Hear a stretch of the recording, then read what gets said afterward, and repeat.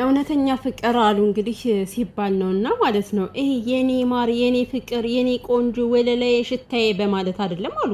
በማንከላፈት ነው፣ በማነቅ ወደዛና ወደዚህ በማገላበጥ በመድፋት ነው አሉ።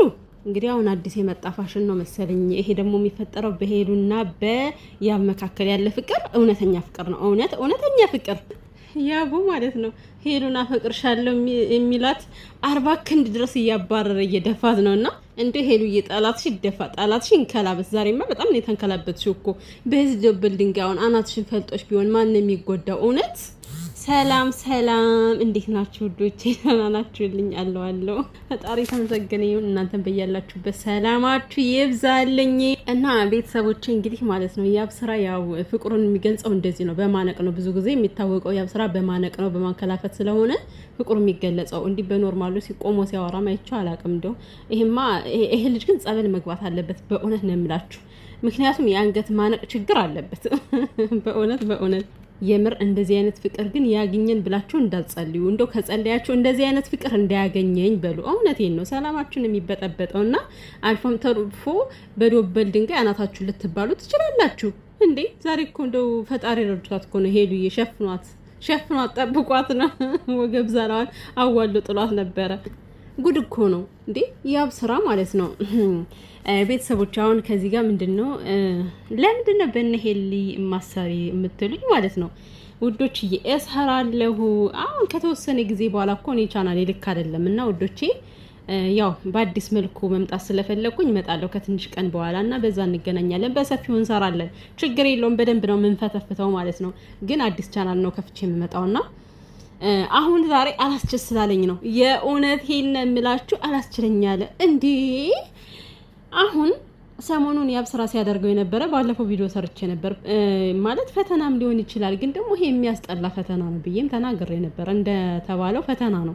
ፈተናው ደግሞ እንግዲህ ልጅቷን ማምጣቱ እኮ ኖርማል ነው። እሺ ያምጣት፣ ግን ደግሞ ይሄን ያክል መቦሳቦስ፣ ይሄን ያክል መሳሳብ፣ መጠባበቅ፣ መለጣጠፉ ምን አመጣው ከፍቅረኛ መካከል? ያቺ ፍቅረኛው በዚህ በኩል ትስማዋለች፣ እቺኛዋ ደግሞ በዚህ በኩል ትስማዋለች። የማይሆን ታሪክ እኮ ነው የፈጠረው ያብ ስራ ማለት ነው። ሲቀጥል ደግሞ እኔ ሴቶች ራሱ በጣም እኔ በጣም የማትረቡ አሁን እቺ ህዊ ተብዬዋ እኔ እስከዛሬ ተናግሬያት አላውቅም። ህዊ ተብዬ ማለት ነው አንቺ ያብ ስራ ምንም ሳታደርጊው ፍቅርሽን ገፍቶ ሄደ ሰው ነው አይደለ?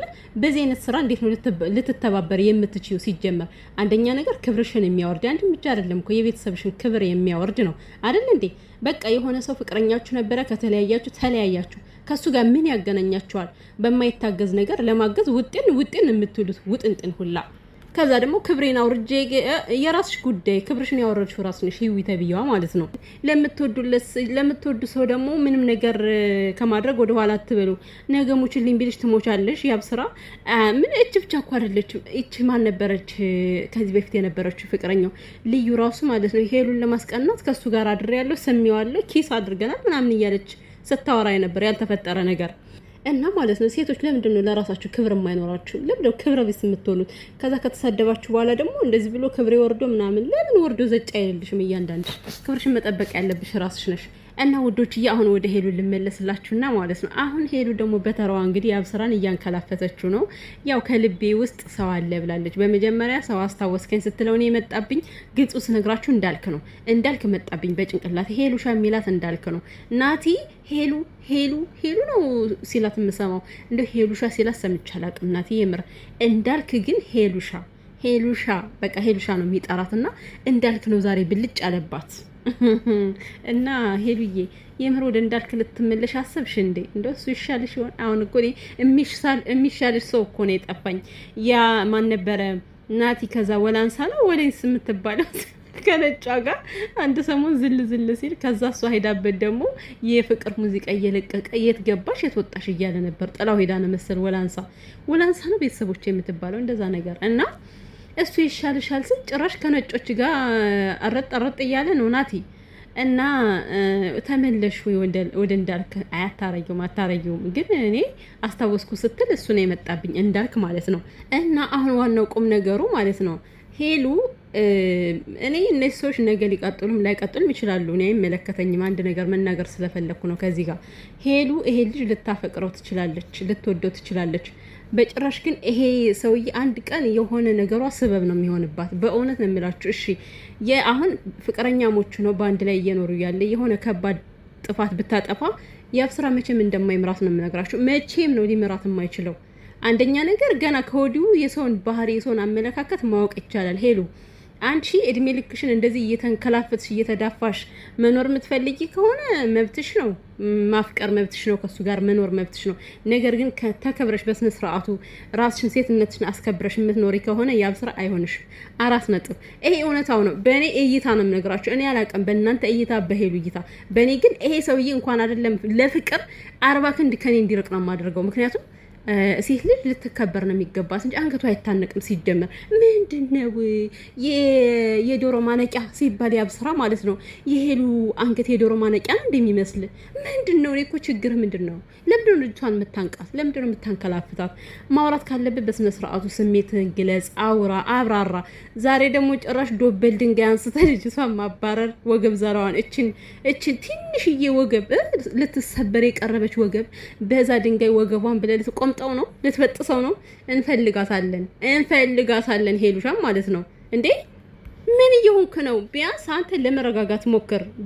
በመጀመሪያ ደረጃ ሴት ልጅ እንደዚህ አይነት ወንድ ነው አትወድም። እኔ አላውቅም ሄሉ ምኑን እንደወደደች ይሄን ሰውዬ ማለት ነው። እግዚአብሔር እንዴ በስማም ማለት ላይክ በቃ ለሰው ልጅ ክብር ሲባል እንዴት ነው የሰው ልጅ ተረጋግቶ ቆሞ ማውራት አይችልም እንዴ?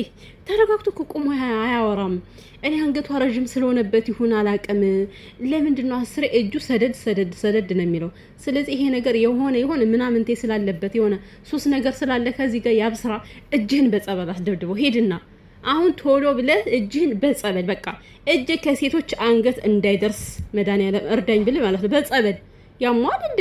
ምን ዝም ብሎ እየተነሳ እኮ ነው የሚያንቃት። ሄሉ ሻይ እኔ አንገትሽ ምን ነገር አንገት ይታመንኩ ብለሽ እንዳትመጭ ነግሬሻለሁ። በጊዜ መሸሸት ካለብሽ ሸሽ።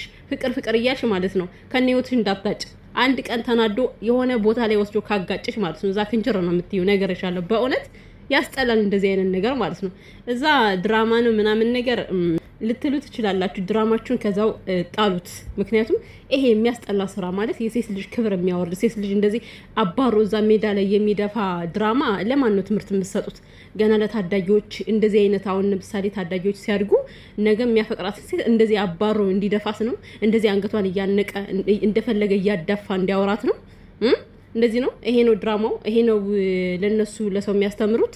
እዚህ ጋር ድራማ ሲባል ለራሳችሁ ገንዘብ ብቻ ሳይሆን እዚህ ጋር ለሰው የምታስተላልፉትን ነገር በደንብ ማየት አለባችሁ። ሄሉሻ ንቂ እንዴ! አሁንም አልነቃ ማለች እኮ